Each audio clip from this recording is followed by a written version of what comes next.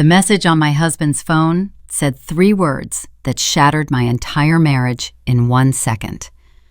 I miss you, from a woman I had never heard him mention. I answered her for him without thinking. Come over. If you're watching this, subscribe and tell me in the comments where you're watching from. My name is Lauren. I am 36 years old, and this is the story of how one text message exposed a life I didn't know I was living. Before that night, my life felt ordinary in the safest way possible, the kind of ordinary I used to pray for when I was younger. I had a steady routine, a warm home, a husband I believed in, and a daughter who thought the sun rose and set in our kitchen window. Every morning started the same, the soft buzz of our alarm at 6, Michael groaning and rolling onto his side, me reaching for my phone just to check the time and silently count how many more minutes I could lie there before the day began. Then I'd slip out of bed, careful not to wake him, and head downstairs to start the coffee. Our house always smelled like coffee and toast in the mornings. That was my favorite part of the day, before the world rushed in, before work emails and traffic and schedules took over.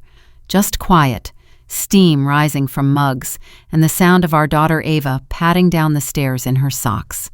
Michael would come down last, rubbing his eyes, always kissing the top of my head before he reached for his mug. We had been married for 11 years, together for 14. We met in our early 20s, when everything felt uncertain and full of possibility. And somehow, over time, we had built something that felt solid. We talked about everything, our jobs, our worries, the little annoyances that come with sharing a life.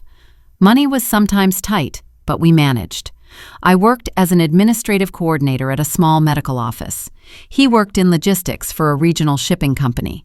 Long hours sometimes, but he always said it was for us, for our future, for Ava's college fund, for the vacations we promised each other we would take someday when work slowed down. Evenings were our time. I'd cook most nights, though Michael liked to tease that he was the better chef. Ava would sit at the counter coloring while I sawed through vegetables and listened to them talk about their days. After dinner, we'd clean up together. Then television on low, Ava asleep by 9. And sometimes, when the house was quiet, Michael and I would sit on the couch and talk about nothing important, or something very important. The dreams we still had, the places we hadn't seen yet, the version of ourselves we still hoped to become. He was my safe place. I trusted him completely. There was never a single moment where I thought I needed to check his phone or question where he was. Not once. If he said he had to work late, I believed him. If he said he was meeting coworkers for a drink, I told him to be careful driving home. That was the level of trust we had, or at least the level I thought we had.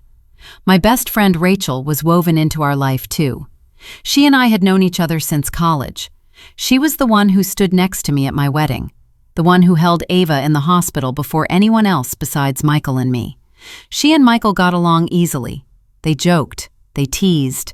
They were comfortable in each other's presence in that way that made me feel secure rather than threatened. She came over often, sometimes for dinner, sometimes just to vent about her dating disasters, sometimes to sit at our kitchen table with a bottle of wine after Ava went to bed.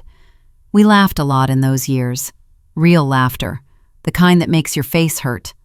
I remember one night when the power went out during a storm, and we all sat in the living room with candles, playing board games by flashlight. Michael cheating at Scrabble, Rachel calling him out, me laughing so hard I spilled my wine, Ava asleep upstairs, completely unaware of how perfect that moment felt to me. It never occurred to me that happiness could be borrowed time. The first small change came so quietly, I almost missed it. Michael started showering the moment he got home from work, before he even said hello some nights. He said it helped him unwind. I believed him.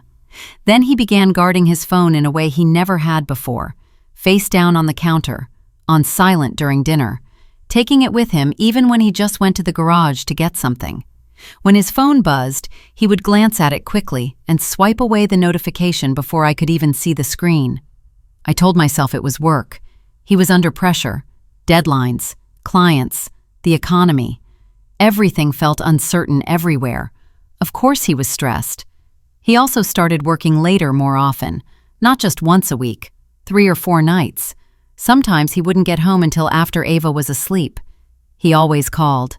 Always had an excuse that made sense. A delayed shipment, a stubborn supervisor, an inventory problem.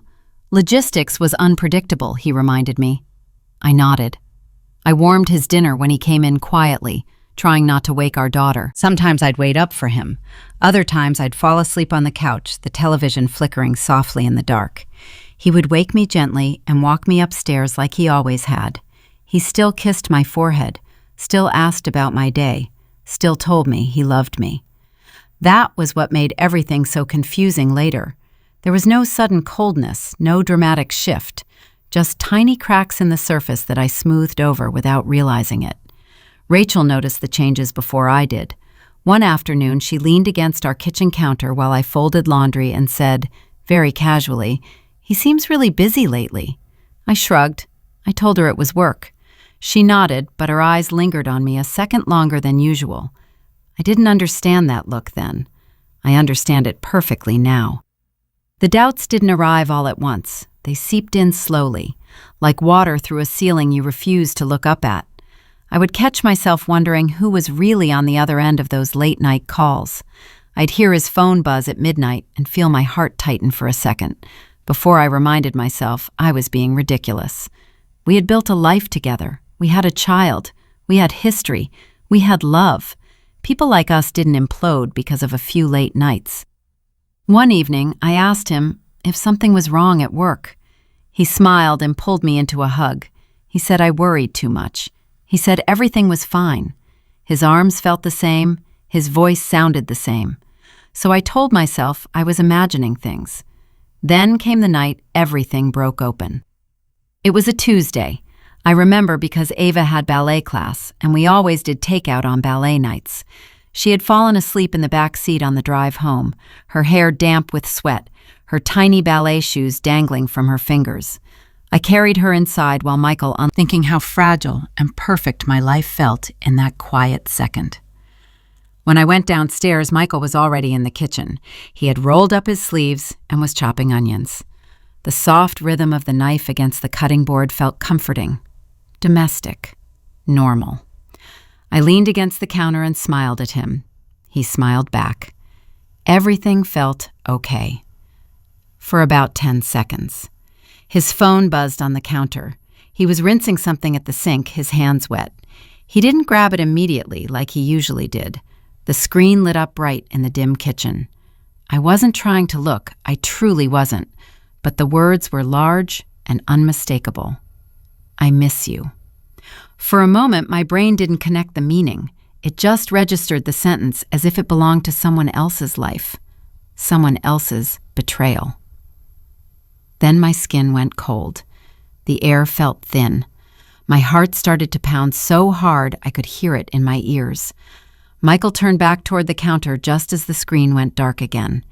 He wiped his hands on a towel and reached for the phone, casually, like nothing had happened. But something in my face must have changed, because he froze. I said, "Who was that?" He hesitated. Just a second. But a second is enough when you've spent years reading someone's face. He said, "Work, just a coworker." I don't know what part of me took over then, the calm one, the reckless one, the part that wanted the truth at any cost. He turned away to stir something on the stove, and without saying another word, I picked up his phone. My hands were shaking so badly I almost dropped it. The phone was unlocked. He hadn't had time to lock it again. The message thread was right there at the top. A woman named Emily. I had seen that name before on his work Christmas party invites. I had even met her once briefly when I dropped off cookies at his office during the holidays. She had seemed pleasant, forgettable, just another face in a crowded room. The last message read, "I miss you." There were dozens of messages above it. Dozens. I didn't read them all. I didn't need to. I saw enough. Jokes that weren't work-related. Compliments that went beyond friendly. Inside references I didn't understand. A pattern that had been building for months without me. My voice didn't sound like my own when I said, "She misses you." He spun around. The color drained from his face. "Lauren, give me the phone." Instead, I typed back with fingers that felt like they belonged to someone else. "Come over." The 3 dots appeared almost instantly. Then, "Okay, I'm on my way." Michael dropped the spoon. It clattered against the floor. He stared at me like I had just set our house on fire. "What did you do?" I placed the phone on the counter. I said, "I invited her." He started talking all at once. "It's not what you think. It's complicated. You don't understand. I didn't mean for this to happen." He reached for my arm. I pulled away. I said, "Stop. Just stop." We stood there in silence, the stove still on, the faint smell of burning onions rising in the air. My heart was pounding, but there was a strange calm settling over me too, the kind that comes right before everything explodes. It took her 23 minutes to arrive. I remember because I watched the clock above the microwave like it was counting down to a bomb. We sat at opposite ends of the kitchen table. Michael kept running his hands through his hair. He couldn't sit still. He tried to speak a few times. I held up my hand each time. I didn't trust myself to hear his voice yet. When the doorbell rang, my legs felt weak, but I stood up and walked to the door anyway. I opened it before he could stop me. Emily stood there with a hesitant smile that faded the second she saw my face. She was holding her purse tight to her chest like a shield. Behind her, the night air was cool and quiet. The world hadn't stopped turning just because mine had. She said, "Hi. Is Michael?" I stepped aside so she could see him in the kitchen. His face crumpled the moment their eyes met. The truth passed between them in a way I could almost see. Guilt, fear, recognition. "Come in," I said. She hesitated, then stepped inside. Her heels clicked softly against the floor. That sound still echoes in my head sometimes. We all stood there, 3 people in a room that suddenly felt too small to hold so many secrets. I folded my arms against my chest because my hands wouldn't stop shaking. I said, "You miss my husband." Emily's eyes filled with tears instantly. She looked at him, not at me. Michael whispered her name like he was apologizing just for speaking it. I said, "Look at me." She did. Her lips trembled. "I never meant to hurt anyone," she said. I laughed. The sound startled even me. "Then what did you mean to do?" Michael finally spoke. "It's my fault. This is on me." I turned on him slowly. "You don't get to manage this now." He flinched like I had struck him. He looked smaller than I had ever seen him, like a stranger wearing my husband's face. I asked her how long. She hesitated again. I told her if she lied, I would know. I didn't explain how. I didn't need to. The truth has a way of pressing against the skin when you're this exposed. She whispered, "Almost a year." The air left my lungs. A year.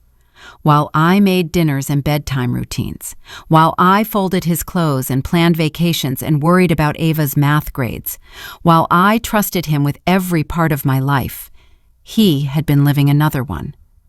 "Did you love him?" I asked. She shook her head quickly. "No, I don't know. I didn't think it would turn into this." I looked at him. "Do you love her?" He opened his mouth, closed it. His eyes filled with tears. "I never stopped loving you." That wasn't an answer, and the absence of an answer told me everything I needed to know. I don't remember all of what was said after that. The room felt like it was spinning. I remember my voice rising at one point. I remember her crying openly. I remember him dropping into a chair and burying his face in his hands. At one point, I became aware of a noise upstairs, Ava shifting in her sleep, a reminder of the innocent life balanced above the wreckage below. Finally, I said, "You need to leave." I was looking at Emily. She nodded numbly. She whispered, "I'm sorry," again as she passed me. I didn't respond. When the door closed behind her, the house felt hollow. Michael tried to come toward me. I backed away until my shoulders hit the wall. "Don't," I said. "Just don't touch me." I slid down the wall until I was sitting on the floor. My body began to shake in a way I couldn't control. I wrapped my arms around my knees and cried until I couldn't breathe properly.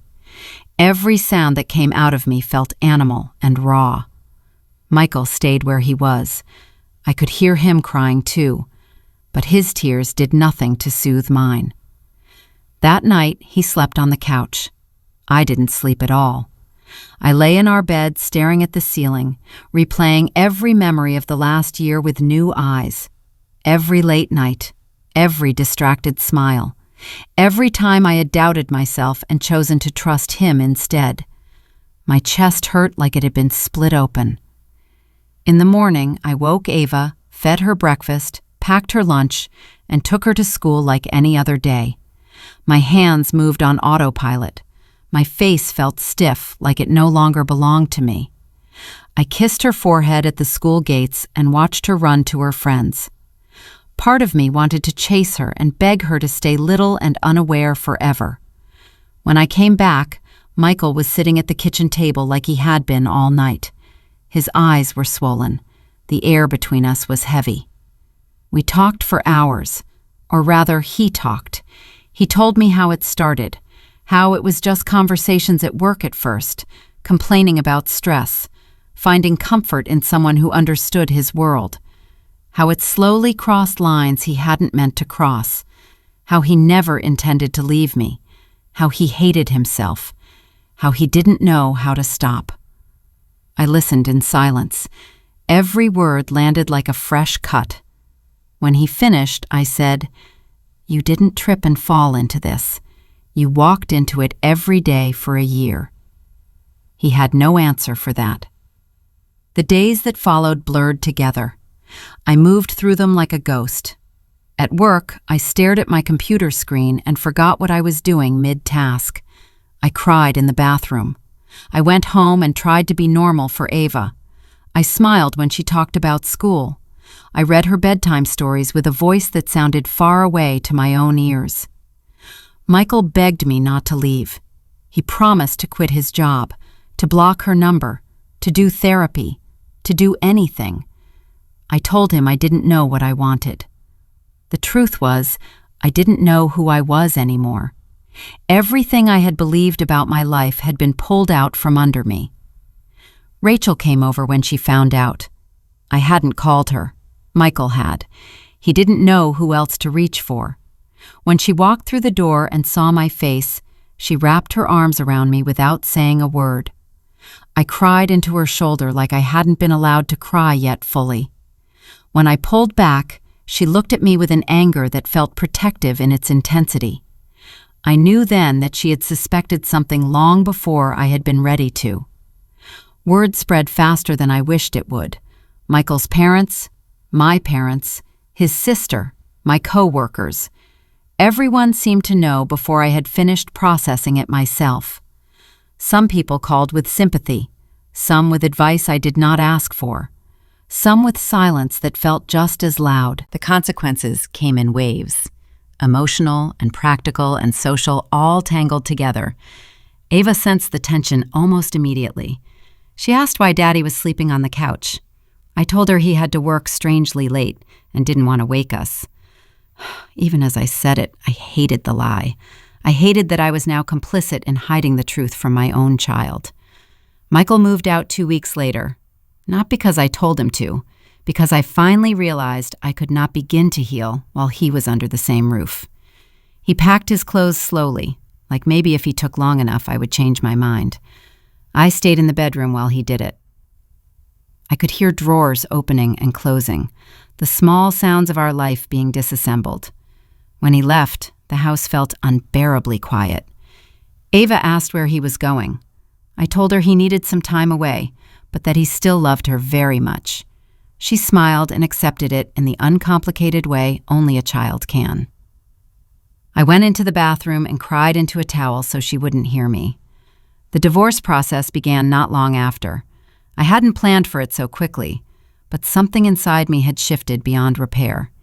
Even when Michael sat across from me at mediation, with tears in his eyes and apologies on his lips, I felt a detachment I couldn't explain, like my heart had built walls faster than I had known it could. The financial stress was immediate. I had never managed our money alone. Suddenly, every bill, every bank statement, every unexpected expense fell on me. I learned to read numbers with a new kind of fear. I clipped coupons. I canceled subscriptions. I lay awake at night calculating how many hours I could take on at work without losing time with Ava. At work, I struggled to focus. I made small mistakes that scared me. Once, I filed a patient's paperwork under the wrong name. Another time, I forgot to send an important email. My supervisor called me into her office gently and asked if everything was okay. I broke down in front of her without meaning to. She listened. She gave me time off I didn't know how to ask for. The social judgment hurt in ways I hadn't expected. Some people looked at me with pity, some with curiosity, a few with quiet blame, as if I must have missed something or failed him somehow. Even though I knew the truth intellectually, that his choices were his own, there were days when the doubt crept in anyway. Was I not enough? Was I too boring, too busy, too tired, too comfortable? The loneliness was the hardest part. At night, after Ava was asleep, the silence in the house felt thick. I would sit on the edge of the bed and listen to nothing. No footsteps, no television in the other room, no familiar breathing beside me. Just my own thoughts tapping against my skull. So I started therapy because I could not hold all of it by myself anymore. The first session, I barely spoke. I cried through most of it. The therapist simply sat with me and handed me tissues whenever my voice broke. In the weeks that followed, I slowly began to speak in full sentences again, about the betrayal, about my fears, about the anger that flared up unexpectedly on a random Tuesday afternoon, about the guilt that appeared even when I knew I had nothing to feel guilty for. Recovery did not arrive like a sunrise. It came like a long, uneven night. There were good days, and then there were days when it felt like the betrayal had happened all over again, even though nothing new had occurred. I would wake up with a weight on my chest. I would smell onions in a grocery store and be transported back to that kitchen in an instant. My hands would start to shake without warning. I learned that healing is not linear. It is a series of small steps forward and surprising tumbles back. Sleep became unreliable. Some nights I slept for 10 hours because exhaustion knocked me out completely. Other nights I stared at the ceiling until dawn. My mind replayed conversations I wished I had handled differently. The look on Michael's face when I told Emily to leave, the sound of my own laugh when I confronted her, the hollow echo in my chest afterward. I blamed myself on my worst days. I told myself I should have seen it sooner, that a smarter woman would have noticed, that a better wife would have prevented it. In therapy, I learned to challenge those thoughts. I learned to say, his betrayal does not define my worth. Some days I believed it. Other days I repeated it even when I didn't. Panic would rise unexpectedly. At a red light, in the school pickup line, while folding laundry, my lungs would tighten, my heart would race. I learned to ground myself, to name 5 things I could see in the room, 4 I could touch, 3 I could hear. It helped, a little. But there were victories too, quiet ones. The first night I slept all the way through without waking up in fear. The first morning I realized I had gone an entire hour without thinking about the affair. The first evening I laughed genuinely at something on television, without the sound getting caught in my throat. I began walking in the evenings after Ava went to bed, a simple loop around our neighborhood. At first, it was just to tire myself out, to make sleep more possible. But it became a ritual. The air on my face, the rhythm of my steps, the gentle reminder that my body still belonged to me and could still carry me forward. I set new boundaries with Michael. Our contact became focused strictly on Ava. Pickups, drop-offs, school events, medical appointments.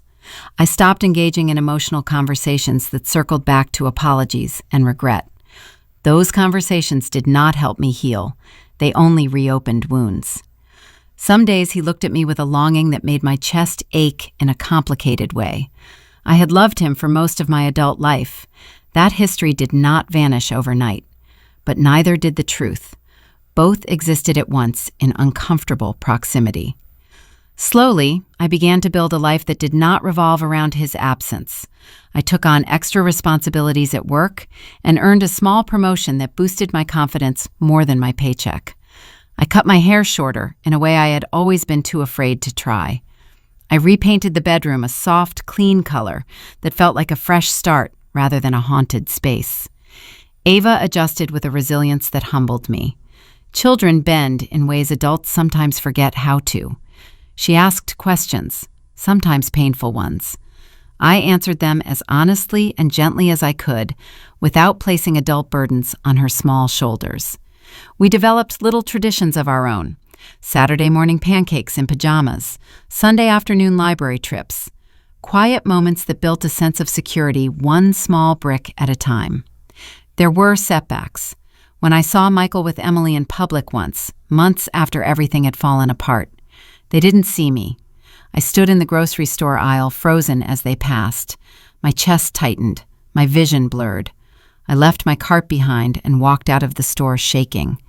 I cried in my car like it was the first week all over again. That night, I told my therapist I felt foolish for thinking I had healed. She told me healing does not mean never hurting. It means being able to survive the hurt without losing yourself to it. Another setback came when Ava told me she missed all of us together, the three of us, the way it used to be. I hugged her and cried quietly after she went to bed. Her grief mirrored mine in a way that was almost unbearable, yet we held each other through it in the only ways we could. Over time, the pain changed texture. It went from sharp and immediate to dull and distant, still present, but no longer dominating every breath. I began to feel moments of genuine peace, moments where the future did not feel like a tunnel, but like a landscape. I started saying no to things that drained me, yes to things that nourished me. I went to a yoga class once a week, even when I felt awkward and stiff. I took Ava on a small weekend trip to the coast because both of us needed to see something other than our familiar walls. I learned to ask for help without shame. Rachel became a steadfast presence, a reminder that not all relationships are built on hidden foundations. Financial independence brought a quiet strength I hadn't anticipated. The fear never fully disappeared, but I learned to navigate it. I tracked every expense. I built a small emergency fund. I celebrated when I paid off a lingering credit card. These were not glamorous achievements, but they made me feel capable in a way I hadn't felt in years. One afternoon, nearly a year after that night in the kitchen, I realized I had gone an entire day without thinking about Emily. The absence of her in my mind felt like a victory I hadn't known to aim for. Michael and I eventually finalized the divorce. Sitting in that office signing papers was strangely anticlimactic. No dramatic speeches, no tears, just the quiet scratching of pens and the legal dismantling of a shared life. When it was done, he looked at me and said he would always be sorry. I believed him. But his sorrow could not rebuild what his choices had broken. In the months that followed, I began to see myself differently, not as a woman who had been abandoned or betrayed, but as a woman who had survived and adapted and continued to love her child fiercely through it all. I learned that strength is not always loud. Sometimes it is simply the decision to get up and keep going when everything inside you wants to lie down and disappear. I began to trust my instincts again, slowly, carefully. I listened to my own discomfort. I honored my own needs instead of minimizing them. I learned that I am allowed to walk away from situations that feel wrong without presenting evidence in a court of public opinion. My feelings are evidence enough. There were times I felt lonely. I would be lying if I said otherwise. But the loneliness did not feel like a punishment anymore. It felt like space. Space to rebuild. Space to breathe. Space to choose who I wanted to become without the weight of expectations built on an old version of me. I do not hate Michael. That surprised me. I hated what he did. I hated the damage it caused. But carrying hatred in my body for too long began to feel like another sentence I did not deserve to serve. I chose instead to place him where he belongs now, in the past, a chapter that shaped me but does not get to write my future. As for Emily, she became a shadow that faded with time. I no longer check for her in rooms. I no longer imagine what she might be thinking. She is a person who made choices, just as I did. Her story no longer intersects with mine. What I learned most through all of this is that betrayal does not just break trust between two people. It fractures your relationship with yourself. Recovery is as much about rebuilding that inner trust as it is about letting go of the person who betrayed you.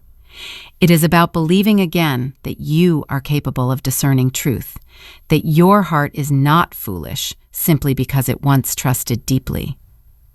Now, when I stand in my kitchen in the evenings cooking dinner for Ava and me, the memory still flickers occasionally at the edges of my vision. The night onions burned on the stove, the sound of that message lighting up a screen. But the memory no longer owns the room. It is just one layer in a house that has many layers now. Some cracked, some repaired. All real. I look at my daughter and see not the child of a broken home, but the child of a woman who chose honesty over illusion, stability over pretense, growth over fear. And in that, I find a quiet kind of pride. I still believe in love. That surprised me too. I believe in a version of love that is slower and sturdier and rooted in truth rather than fantasy. I do not know if or when I will invite someone new into my life, but I know that when I do, it will be with eyes open and boundaries intact and a heart that understands its own worth. Sometimes, late at night, when the house is quiet again, I think about the woman I was before that text message appeared on a glowing screen. Naive, trusting, comfortable. I don't judge her now. She did the best she could with the information she had. And the woman I am now carries more scars, but also more clarity. More caution, yes, but also more courage. Betrayal does not end your story, but it does force you to rewrite it in your own hand, line by line, choice by choice. And in that painful rewriting, I found a version of myself I did not know yet, but needed to become. If this story touched you, please like the video, subscribe to the channel, and tell me in the comments where you're watching from and which moment hit you the most. Thank you for listening.